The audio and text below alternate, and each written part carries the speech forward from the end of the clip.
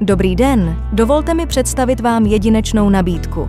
Rozlehlou zahradu s chatou o celkové výměře 1680 metrů čtverečních, situovanou v klidné části malebné oblasti Sázavy v obci Úžice, Nechyba.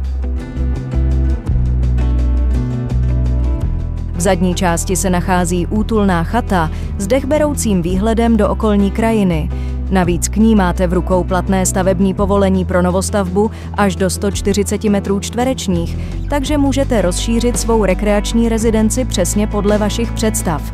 Chata je řešena pro celoroční užívání a disponuje samostatným technickým zázemím pro bezproblémový provoz i údržbu. Zároveň započala její rekonstrukce. Máte tu novou koupelnu a část rozvodů elektroinstalace.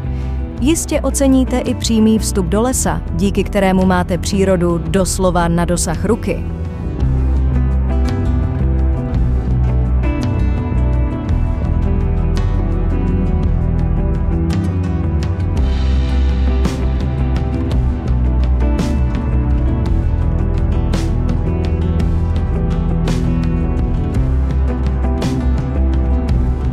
Celý pozemek je kompletně oplocený a přístupný skrze širokou vjezdovou bránu přímo ze silnice.